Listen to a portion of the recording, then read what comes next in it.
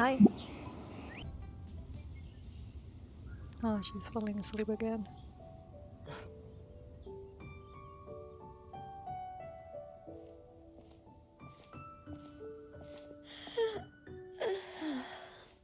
Greetings, traveler and Paimon. What time is it? Are you okay, Ganyu? You were nodding off there. Didn't you sleep well last night? I'm fine. Don't worry about me. Let's discuss the matter at hand. Since last time, I've been thinking a lot about the story Paimon told me. Well, what if this Adeptus in the story had a similar attitude? That would explain why she just left without saying a word. She was probably thinking something like, One was merely passing by and saw fit to address this egregious disruption to one's graceful zithering at once. You may keep your thanks to yourself. Okay. That was actually a very good impression of Cloud Retainer, Paimon. And yeah, I was also thinking about her. I was like, oh, what was her name? As far as I'm aware, Cloud Retainer isn't the most musically gifted. Still, we can't completely rule her out just yet. If we set off now, we could head to Mount Outsung and ask her about it. Paimon's so tired from trying to keep up. Don't either of you need to take any breaks? I can't believe it. Cloud Retainer is not here. Since she's not here, I guess the next step is to check all the other Adepti abodes. Uh-oh. Will it involve a lot more traveling? Got it! Paimon has a great idea! Please go on. Our goal here is to find the Adeptus that helped Dvorak's ancestor. We can't hear any music right now, but if she's really as nice as the story suggests, she'd definitely come to help anyone who was drowning, right? You gonna drown yourself, Paimon? Yes, I think that's fair to say. So, all we have to do is get the traveler to pretend to fall into the water, and the Adeptus will come to the rescue! No, they won't. You know perfectly well that Paimon can't swim! Paimon would sink like a rock! No, I'm not gonna give it a try. Just trust Paimon! The water's pretty deep over there! Quick, swim to the very center! Mr. Frog. Mr. Frog, yes, Frog. Well, Yaya can easily drown herself.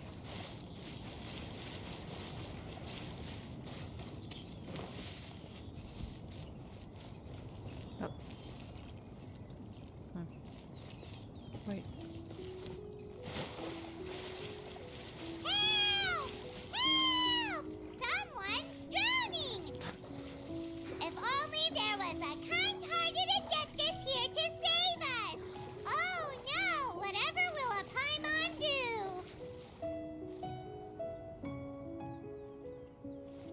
What is going on? Ah, I knew it was Xiao.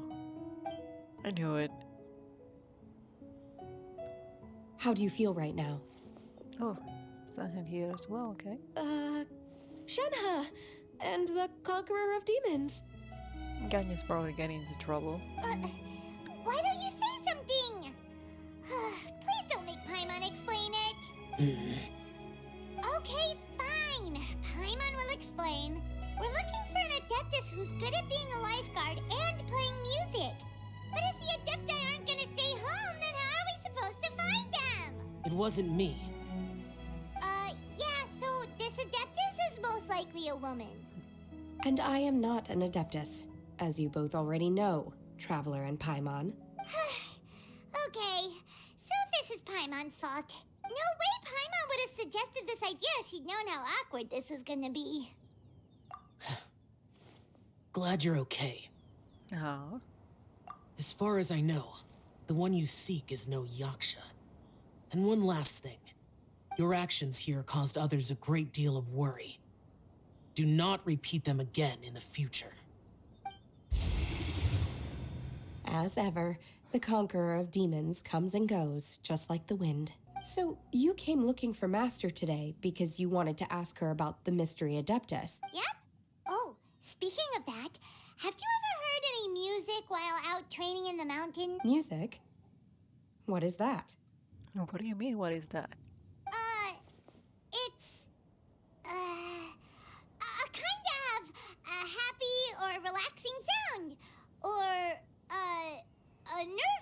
relaxing sound, or even a terrifying one. This is the place. I enjoy training here to the sound of music.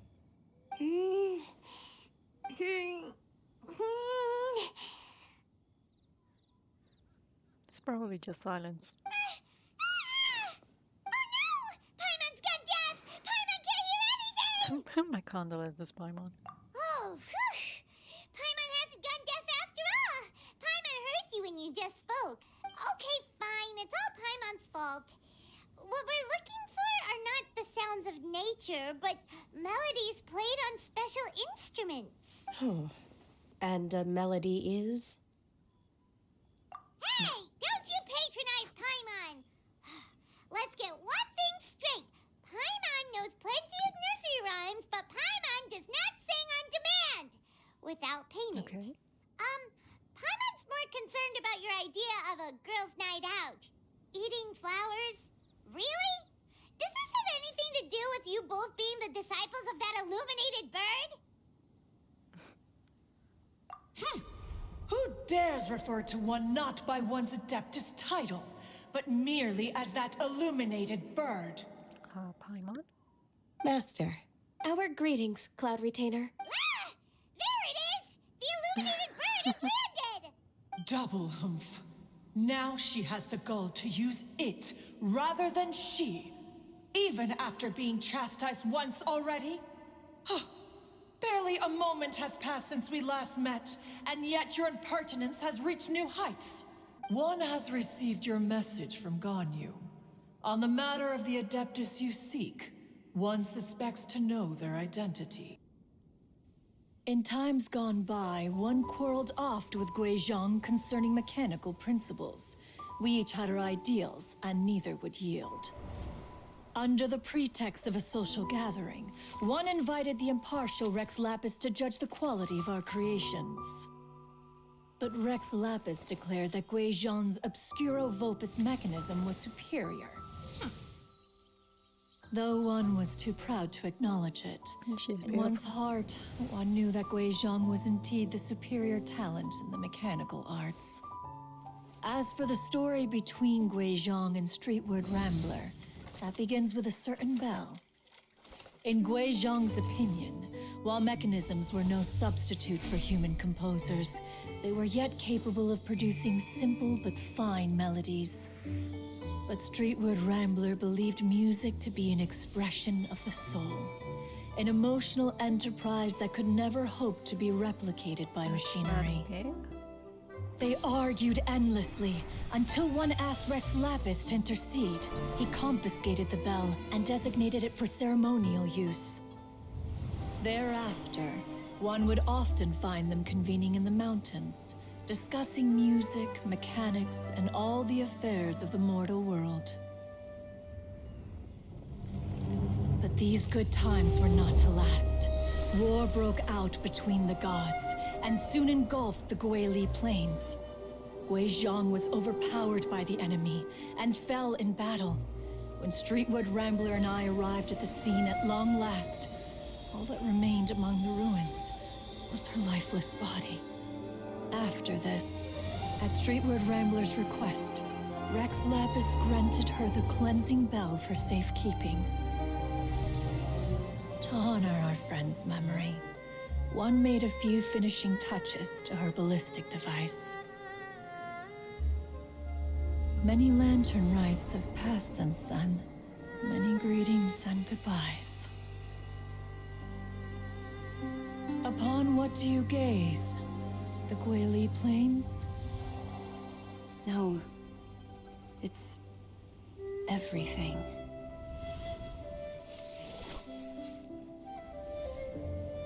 We think of human life as like a lantern that's lit one minute and extinguished the next. But are we Adepti so different? Perhaps as dust settles after a storm, we too must one day return to the world below.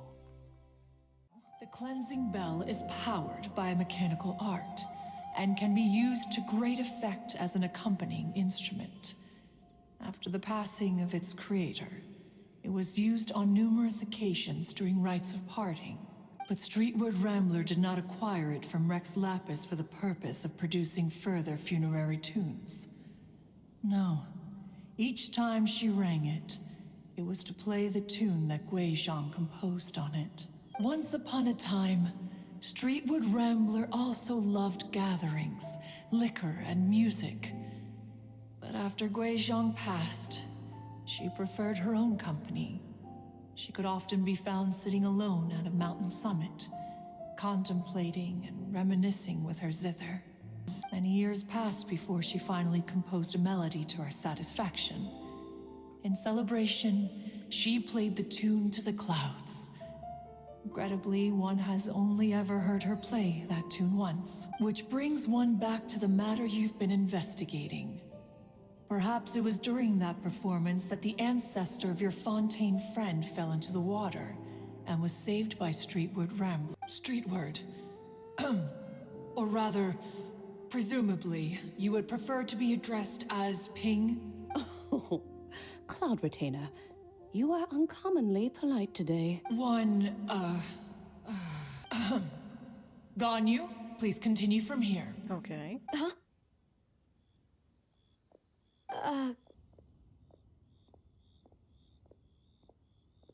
Cloud Retainer informed us that the one who played that melody and rescued the drowning man was none other than yourself.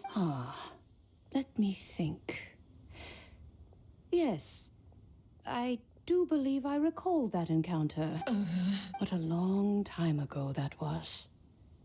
I'm surprised that you still remember it. Even more astonishing, perhaps, is the fact that this story has survived this long at all, when mortal lives are so very brief. It appears that she has proven herself right. We like to call her Guizhong.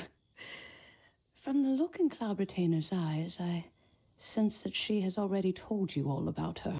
She told us that to underestimate human potential would be to make a grave mistake. With the smallest amount of guidance, enormous power can be unleashed in them, and a human who has reached their full potential may well be her equal. She always had a way with words. That her mechanical accomplishments were judged superior to one's own was, one suspects, in large part due to her sheer eloquence. She just doesn't let it go. Since it's been so long, Cloud Retainer, why don't you stay? I'll make a cup of tea and we can chat a while. Gladly. This was one's intention as well. When you next see the Fontaine musician, please give him my regards. I'd like to wish him the very best with the concert. You got it, Madam Ping. Thank you all. I think you've listened to enough of my nattering for one day. As for that melody, I will play it for you all another time. Okay, so I'm done for today. See you next time. Bye.